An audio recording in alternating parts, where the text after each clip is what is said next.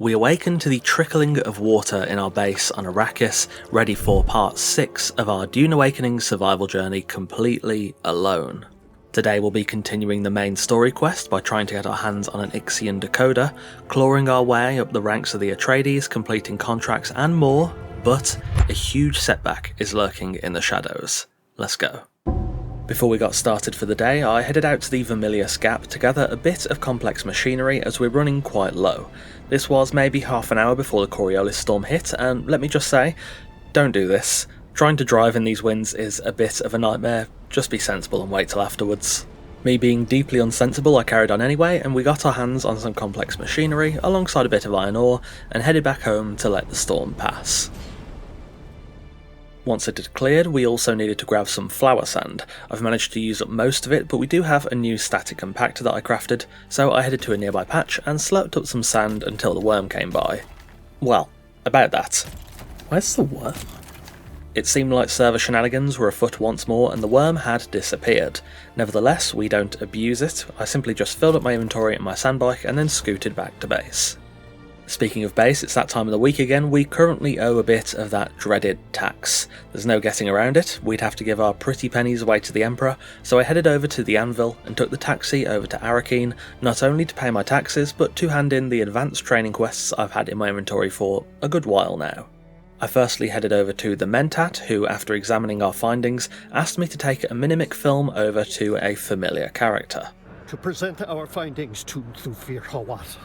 I stopped by the consulate to pay my taxes, then to the trooper, finished up her quest, and took another to ultimately earn my training, but that would require me to stop off at Harkonnen village, which, fortunately, we were already planning to do. I headed up to the residency approach and spoke with Thufir Hawat, who was less than pleased with the Mentat trainers meddling in the affairs of which he was already well acquainted. Tell him that this is not the way into my good graces. I headed back and told him the bad news, but all's well that ends well. We unlocked the level 2 Mentat training. I picked up his quest for the level 3 training and then headed to Harkonnen village.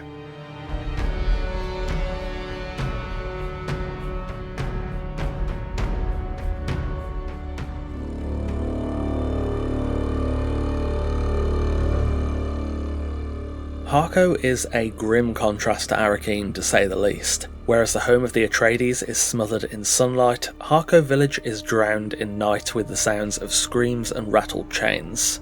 We plunged into the depths of the village, drawn in by a crimson Solido in the centre.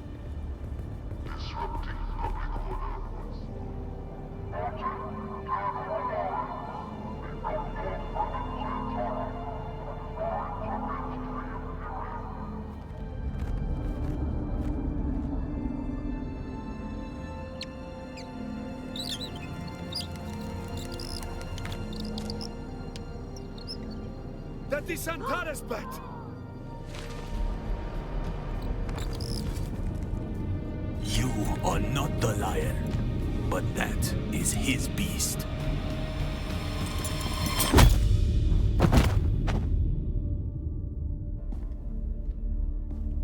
You were sighted fleeing the scene of a terrible crash. A prison transport, as I understand it. We recovered the crew and passenger manifests. And what do you think we found? All hands were accounted for. 87 names, 87 bodies. Which brings us back to our central mystery. You. Who are you? How did you come to be on that shuttle? But most importantly, how are you known to the Fremen outlaw Zantara? But alas, my expertise is required elsewhere, and while the Sadokar are many things, jailers, they are not.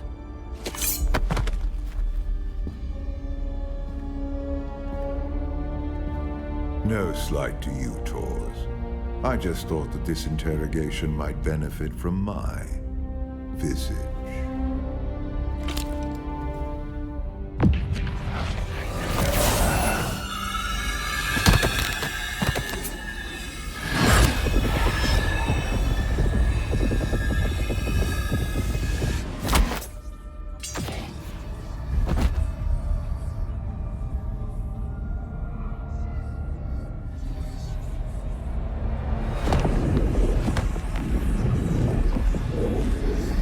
see, Sub-Prefect.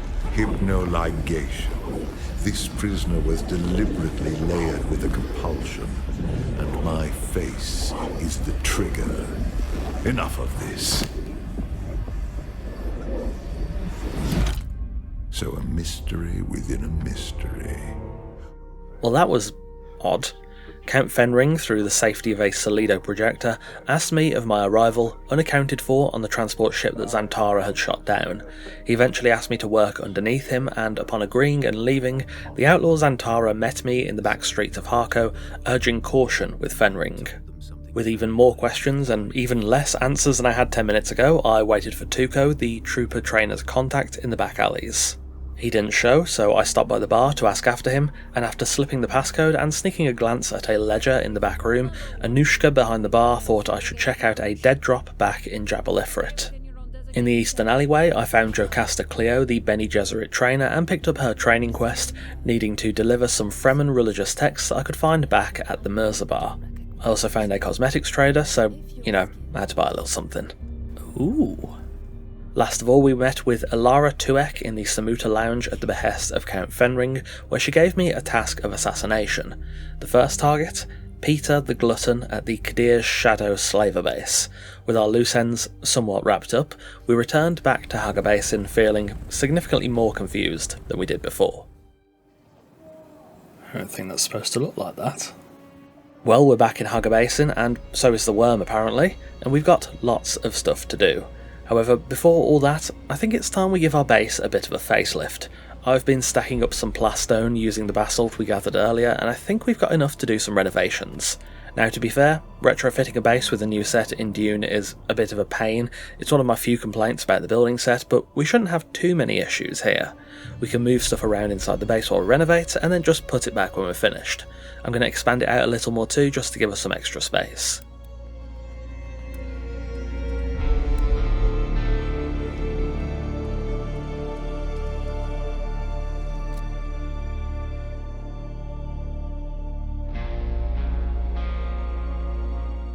Okay, so we've ran out of plastone. I expected to be able to get more of the base done with the 2,500 we had, but we're probably going to need another 2.5 to 3k to finish it up. For now though, we're going to do a couple of contracts. Our trips to Harko and Arrakis have left us pretty broke. I firstly continued the monster slaying contract at Kant's Tower, conquering the camp, sabotaging their ammo and fuel, and stealing a secret message to reveal the location of the gang's leader. He is fortunately over at Kadir's Shadow, a place where we've already got 2 other quests to do as well. After fighting through the first group of enemies, I headed to the Thopterpad and killed the boss there to complete the monster slaying contract chain, netting us a bunch of Solari, a unique pistol, and a slaver outfit override. I also grabbed a unique Karpov recipe from the loot chest beneath the Thopterpad. I completed the first step of Missing Sister, netting us another bunch of Solari and a few more contracts, and finally we continued the main quest to assassinate the Glutton.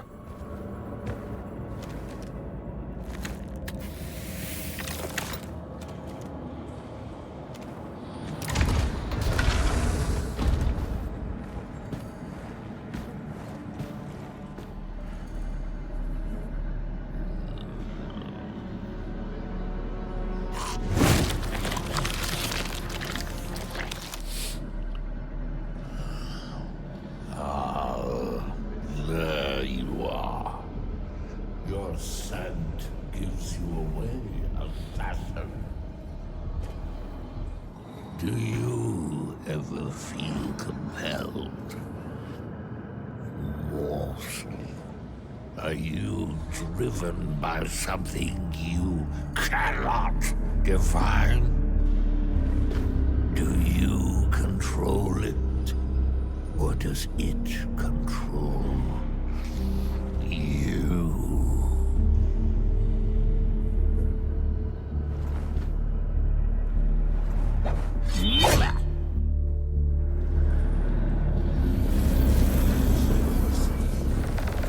After making short work of the Glutton in a fight where he just kept spamming AoE attacks, we finished up this portion of the quest, getting the Glutton's Hook unique weapon a huge damage upgrade over our almost broken Dirk. Hopefully nothing happens to it. After finishing up those contracts, we ended up with just under 30k Solari, with a nice new total of just over 50k, so we're making good progress on my bankrupting addiction to cosmetics. For now though, I'd quite like to get the base finished off, so after upgrading my buggy's inventory and cut array, we headed back up to the shield wall to farm up as much basalt and aluminium as possible.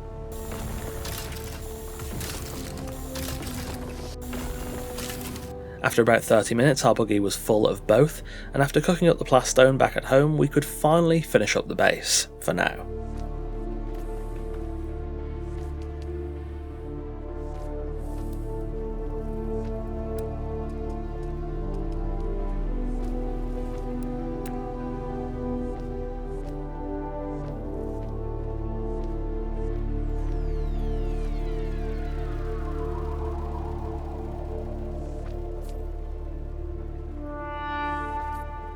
And there we have it, this iteration of the base is complete.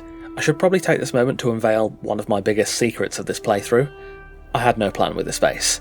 Yeah, I know I said I had a plan in previous episodes, but that probably amounted to the brief idea that flashed into my head about 30 hours ago.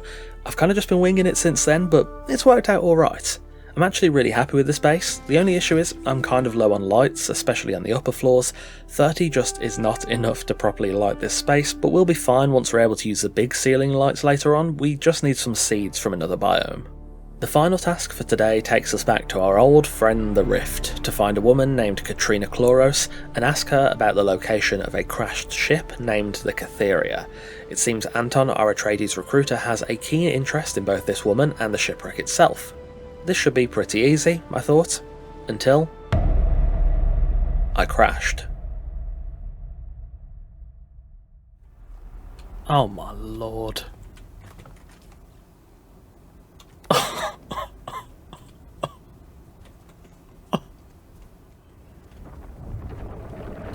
Leave me alone. You've taken enough from me. Look at me, Anton. I'm butt-ass naked. And it's your fault. Well, that was miserable. After getting back home on a commandeered scrap sandbike, I recrafted as much gear as I could. Apart from my glutton's hook and new Mauler pistol, I don't think we can even get them again, so we'll just miss out on those, I guess. We also don't have enough Ecolab resources to rebuild our bike, and we're missing some compressors to rebuild guns. We can't even craft a new shield, so we're going to have to go into the Rift with our scrap bike to continue the Atredies quest, and pray for a shield drop, but if not, we'll probably have to take on that Harkonnen Ecolab at the bottom of the Rift again. Leave me alone. What is going on? I found Katrina dying beside a fire in one of the Rift's many caves. She told me the location of the Kytheria, one of 3 ships that were shot down over Arrakis. Skorda, a man whose name I'd heard much earlier on, had entrusted some smuggled cargo to Katrina, and on the night they were shot down, bandits came and took that cargo away, whatever it was. Now the ship itself seems cursed, a sickness within killing most who come in contact with it. Unfortunately, we'll now have to find that same ship. I found the top side of the Kytheria just north of my house, but I'd also have to find the rear, which had long since fallen into the rift below.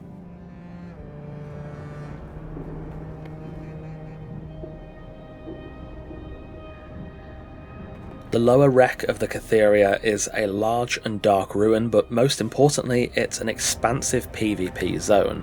With no shield, a still suit and underpowered gear, I'm keeping my ears open for any strange noises.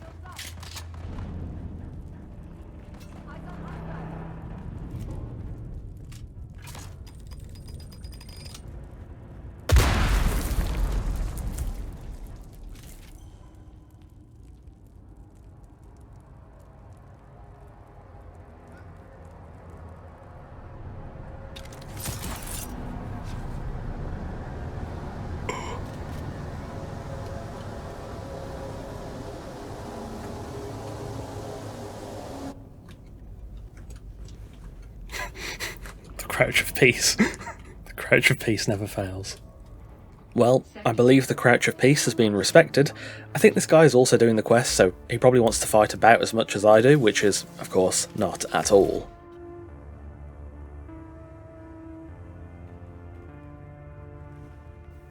I'm in a terrible position. Finally free from the wreck of the Kytheria, with our objective in hand, we need to head back to the anvil and hand it in to Anton. Before that though, I swung by testing station 117 in Jabal Ifrit and cleared it to get some vehicle parts. I was going to go to the Harkonnen one in the Rift, but 117 is a little easier to get to, plus it's one I haven't completed before, so I get some extra unique rewards. If you end up in a similar situation to me, I can tell you with all certainty, don't bother coming to station 117, it's literally like 3 rooms, the loot isn't great, and there weren't even any uniques. Back to the Rift I go. I should have stuck with the original plan. I ended up at testing station 23, which wasn't the one I was at the other day, but that's fine. This one was a bit bigger, and though I'm still low on vehicle parts, we did loot a Mark III shield, so I won't have to worry about that for a little while. Fortunately, we have just enough resources to rebuild our sandbike. Before we head out, one last thing I meant to do a few episodes ago, I made a solo guild and aligned it to House Atredies. I should have done this before making the sandbike really, but it's fine. Whilst we won't really be influencing the Landsrad anytime soon, if House Atredies does win, we can still benefit from whatever they vote for. With that, we returned to the anvil to meet Anton Tolliver, gave him the bloodied letter, he told us Katrina had died, and then basically just said, I quit, leave me alone, take my report to someone else. We'll have to take it to his superior at Helios Gate, and we will indeed do that, but that's for another day. Well, this has been quite the hectic episode. It was all going so well, and then boom, one little crash and half of our gear is gone. We've recovered fairly well, still missing a couple of things, but we'll get them in good time. Next time we'll be meeting our new superior at the Atredies headquarters, continuing the main quest at the behest of Count Fenring, and we should be able to build our first ornithopter. And of course, as you already know, we'll be doing it all completely solo. Thanks for watching, and a massive thanks to our wonderful esteemed coffee cultists for continuing to support the channel over on Patreon. If you want to get the next episode and more videos early alongside wallpapers and other perks, check the Patreon link in the description to support the channel directly. Take care, and I'll see you soon.